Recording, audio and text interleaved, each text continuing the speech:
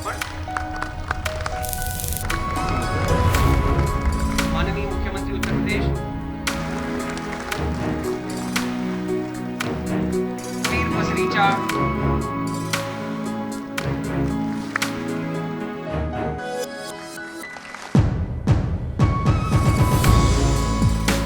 हमारे 3 टॉप के चिकित्सा संस्थान हैं, जिसमें KGMU 110 वर्ष की अपनी आयु पूरी कर चुका है, तो स्वाभाविक रूप से वह तो आगे रहेगा ही रहेगा। SGPGI वह भी कमोवेश 4 दशक पुराना है, लेकिन आप लोग 5 वर्ष में या 19 वर्ष में एक लंबी छलांग लगा करके प्रदेश के अंदर 25 करोड़ की आबादी में आपने नंबर 3 के स्थान के साथ तीसरे 3 टॉप के जो संस्थान है, टॉप 3 में हम अपने आप को स्थापित कर चुके हैं। ये चीजें दिखाती है कि हमारी दिशा सही है, हमारी लीडरशिप सही है, हम सही दिशा में आगे बढ़ रहे हैं। हमारे पास परिसर में जगह की बहुत बड़ी कमी है, चुनौती से हम झेलते हैं। हमारे पास 4 से 5 हजार प्रतिदिन ओपीडी है, आईपीडी की संख्या भी 1,500 के लगभग है। मरीजों के तीमारदार भी कभी कभी एक मरीज के साथ 2-2, 3-3 दिन लोग हैं। हम जब रात में या दिन में किसी समय भ्रमण पर आते हैं तो देखते हैं अक्सर मरीज के परिजन इधर उधर भटक रहे होते हैं। तो हमारी प्रतिबद्धता मरीजों के परिजनों के प्रति भी, उनके लिए भी बेहतर व्यवस्था हम करने जा रहे हैं। अभी स्टूडेंट्स के लिए तो हॉस्टल और कैफेटेरिया की घोषणा हुई, तालियां भी राज्य मंत्री जी ने बजवाई। लेकिन हम लोग लगे हैं कि पास में जो हमारी जमीन दूरदर्शन की है, मुझे पूरी उम्मीद है कुछ महीनों के अंदर वो दूरदर्शन की जमीन हमें मिल जाएगी, जिससे हम अपने इस परिसर को और विस्तार दें। जो हमारा जच्चा बच्चा के लिए रामप्रकाश गुप्त जी के नाम पर जो हॉस्पिटल है, उसको भी विस्तार देना है हमें। आज आप सबको इस 5वें स्थापना दिवस की बहुत बहुत बधाई देता हूं, बहुत बहुत शुभकामनाएं देता हूं। इन 5 वर्षों में बहुत आगे हम लोग निकले हैं और आज इस स्थापना दिवस के अवसर पर कई परियोजनाओं का महाराज जी आप लोकार्पण भी कर रहे हैं और शिलान्यास भी कर रहे हैं। इस तरह करीब 9 लाख मरीज बीते वर्ष ओपीडी में आए, वहीं करीब 72,000 मरीज भर्ती किए गए और 8,000 से अधिक प्रसूताओं ने बच्चों को जन्म दिया। से आभार व्यक्त करता हूं, जिनकी गरिमामयी उपस्थिति ने इस कार्यक्रम में एक आध्यात्मिक ऊर्जा का संचार किया है। यह ऊर्जा क्षणिक नहीं है, अपितु भारत की गौरवशाली कालजयी नाथ परंपरा से उन्हें प्राप्त है। उसी ऊर्जा के द्वारा आप समाज के स्वास्थ्य को हानि पहुंचाने वाले बैक्टीरिया, वायरस रूपी अवांछनीय तत्वों को नष्ट करके रामराज रूपी गुड गवर्नेंस को स्थापित कर रहे हैं।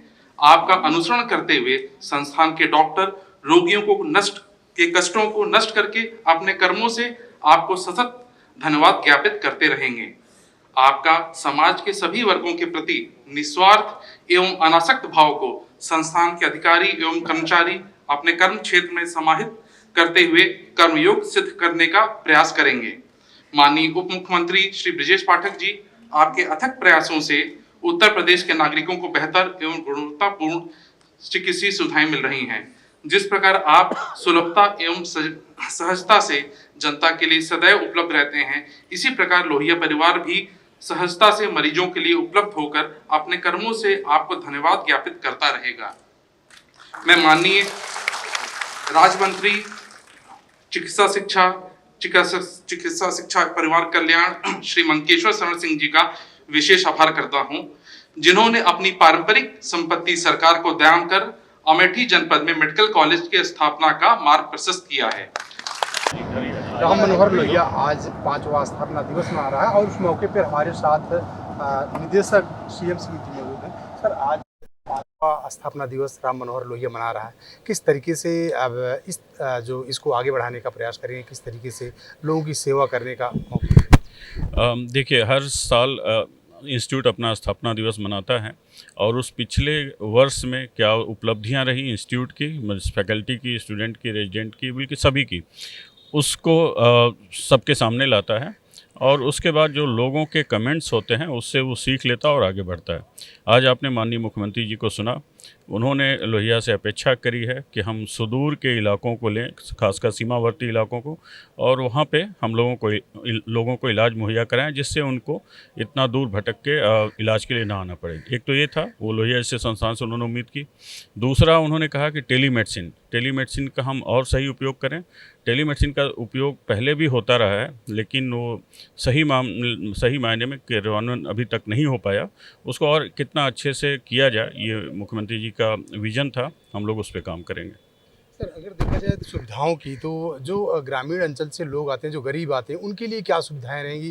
क्योंकि जिनके पास इलाज कराने का पैसा नहीं है, जो बिल्कुल गरीब हैं, उनके लिए क्या व्यवस्था?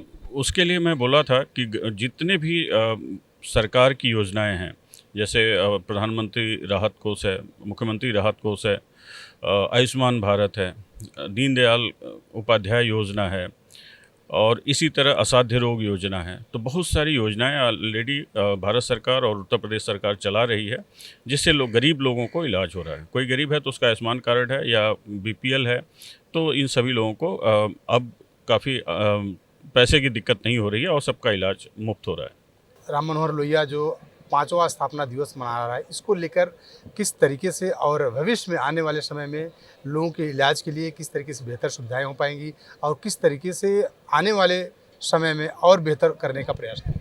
देखिए, आने वाले समय में बहुत सारे नई चीज़ें हो रही हैं, जैसे गामा नाइफ लग रहा है, इमरजेंसी का एक्सपेंशन किया जा रहा है, इमरजेंसी में ग्रीन OPD स्टार्ट की गई है, इमरजेंसी में 40 बेड स्टार्ट किए जा रहे हैं, एक 100 बेड का क्रिटिकल केयर का पूरा नया ब्लॉक आ रहा है जल्दी ही, और अगले 4-5 सालों में एक 800 बेड का एक और हॉस्पिटल आने वाला है। डॉक्टरों की भर्ती हो गई है, 665 नर्सेस की भर्ती होने वाली है।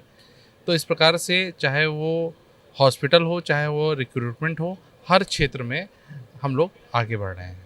सर, एक सवाल ये है कि मुख्यमंत्री जी ने अभी कहा दिया कि जो लोहिया हॉस्पिटल है, इसके डॉक्टर्स जाकर ग्रामीण इलाकों में जाकर कैंप लगाएं, और वहाँ पर जो पेशेंट यहाँ नहीं आ पा रहे हैं, या उनके लिए किस तरीके से वहाँ ग्रामीण में जाकर किस तरीके से व्यवस्था करेंगे? देखिए, ये मुख्यमंत्री जी का बहुत ही अच्छा विचार है, जिसको हम लोग इम्प्लीमेंट करने की पूरी कोशिश करेंगे, पूरी प्लानिंग करेंगे। और अगर ये धरातल पे हम लोग इसको किसी भी प्रकार से ले आए, तो ये बहुत सारे गरीब मरीजों की मदद करेगी। और आइडियल स्टेट में यही होना भी चाहिए कि स्पेशलिस्ट डॉक्टर जो हैं वो अन्य थोड़ी पेरिफेरी के मेडिकल कॉलेज में जाएं, जिससे कि उन मेडिकल कॉलेजेस के जो सर्जन हैं, डॉक्टर हैं, उनकी स्किल में अपग्रेडेशन हो।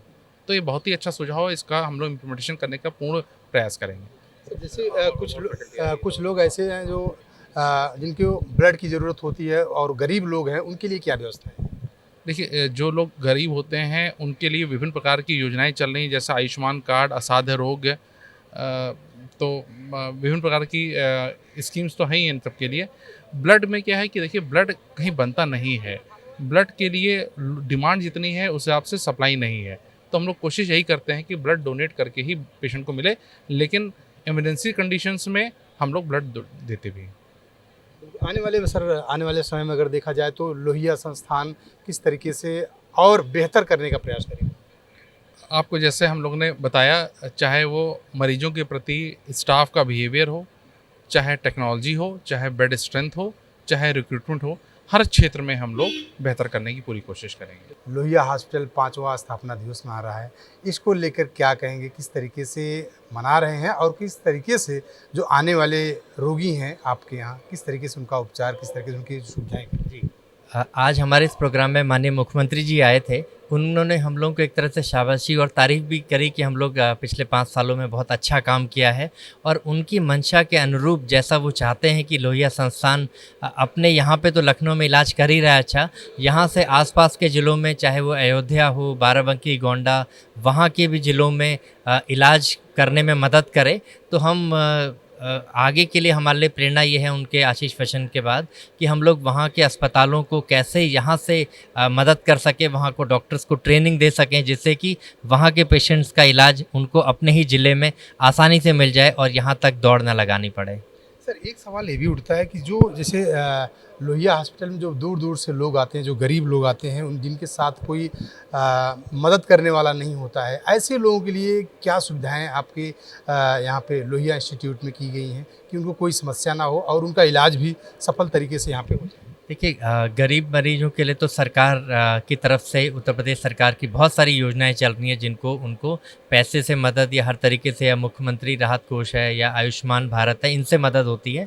उसके अलावा दूसरी बात है कि उनके साथ अगर तीमारदार ना हो तो हमारे अस्पताल में पिछले साल नवंबर 2024 से ये भी व्यवस्था की है कि अगर रिश्तेदार ना हो तो दवाई कौन लेके आएगा, तो वो दवाइयाँ लाने का सिस्टम, वो बेड साइड पर ही दवाइयाँ मिलती हैं, खाना भी मरीज को बेड साइड पर ही मिलता है, तो उनको कहीं दौड़ने की ज़रूरत नहीं पड़ेगी अगर उनके साथ में कोई रिश्तेदार ना भी हो तो। सर एक सवाल और है कि जैसे अगर देखा जाए तो कुछ मरीज आते हैं यहाँ पे, क्रिटिकल जो पेशेंट होते हैं उनको यहाँ से अगर देखा जाए तो भर्ती अगर नहीं हो पाते हैं, तो ऐसे क्या यहाँ पे व्यवस्था हो कि जिसकी वजह से मायूस होकर यहाँ से ना लौटें और उनकी यहाँ पे उनका एडमिशन हो जाए और उनकी यहाँ पे सुचारू रूप से उनका इलाज यहाँ पे चले? देखिए, हर साल हम लोग पिछले सालों में अगर देखें तो हर साल 100, 200, 300 बेड हमारे बढ़ रहे हैं। शुरुआत हुई थी 20 बेड के अस्पतालों से, आज हमारे अस्पताल में 1250 बेड हो गए हैं। तो ये इसीलिए प्रयासरत हैं हम लोग कि जैसे जैसे समय बढ़ता है, मरीजों की संख्या भी बढ़ती है, तो हमारी कोशिश है कि इमरजेंसी में भी बेड बढ़ा रहे हैं। इस बार ही अभी कुछ महीने पहले ही 50 बेड इमरजेंसी में किए हैं कि जो सीरियस मरीज हैं उनको मदद मिल सके। तो निरंतर प्रयास है। अब हम करीब 1250 बेड पे पहुंच गए हैं। एक नया अस्पताल जो प्रपोज है, जो कि करीब 1000 बेड का अस्पताल और बनेगा, तब आने वाले समय में हमारे अस्पताल की बेड की संख्या लगभग 2500 के आसपास हो जाएगी। तो इसी तरीके से हम बेड बढ़ाने का प्रयासरत हैं और जगह के लिए प्रयासरत हैं, और जिसमें सरकार पूरी मदद कर रही है। और आने वाले समय में हमारा अस्पताल और बड़ा होगा, जिससे कि मरीज जो यहाँ पे आएंगे उनको एटलीस्ट प्राथमिक उपचार मिलेगा और भर्ती भी किया जाएगा। वो जी आखिरी सवाल, आप कार्डियोलॉजिस्ट हैं राम मनोहर लोहिया के, क्या कुछ अभी ज़रूरतें हैं कार्डियोलॉजी डिपार्टमेंट में कि जिससे उसको और बेहतर बनाया जा सके और जो आने वाले जो कार्डियो के पेशेंट हैं उनको और अच्छी सुविधाएं मिल सकें? देखिए, लोहिया संस्थान का कार्डियोलॉजी विभाग बिल्कुल स्टेट ऑफ द आर्ट है। यहाँ पे ऑपरेशन करने के लिए महंगी से महंगी कैथ लैब अवेलेबल है, 2 ऑलरेडी हैं, तीसरी आ रही है। जो एडवांस अल्ट्रासाउंड होता है, जो हार्ट के अंदर की नाड़ियाँ जो कि 2 से 3 मिलीमीटर की होती हैं, उनको भी अंदर अल्ट्रासाउंड हो सकता है। और OCT है, तो सारी व्यवस्थाएं यहाँ पे सरकार ने इको है हमारे अस्पताल में।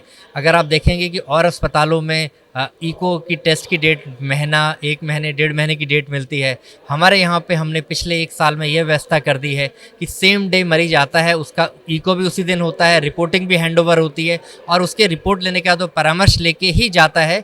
तो इस तरीके की व्यवस्था लोहिया संस्थान में कर दी गई है, जो कि ये एक तरह से हम कह सकते हैं कि वो प्रदेश के दूसरे अस्पताल भी उसका अनुकरण कर सकते हैं, यहाँ से सीख ले सकते हैं कि सेम डे इको और रिपोर्टिंग की जा रही है। उसके अलावा गवर्नमेंट की मंशा के अनुरूप हम लोग पेरिफेरल जैसे 70 अस्पताल हैं 10 जिलों के, जिनका हम इलाज कर रहे हैं। तो ऐसे ही हम लोग और आगे बढ़ाएंगे। 10 के बदले हो सकता है हम 15 जिले अपने अंदर ले लें, तो धीरे धीरे करके हम और अपनी इसको और बढ़ाएंगे। और सरकार की तरफ से हम लोग को काफ़ी पैसा और इक्विपमेंट दे दिया, जिसकी अब हमें ज़रूरत नहीं है। नए डॉक्टर्स भी अपॉइंट हो गए हैं, तो शायद हम लोग को परफॉर्म करना है और बेहतर।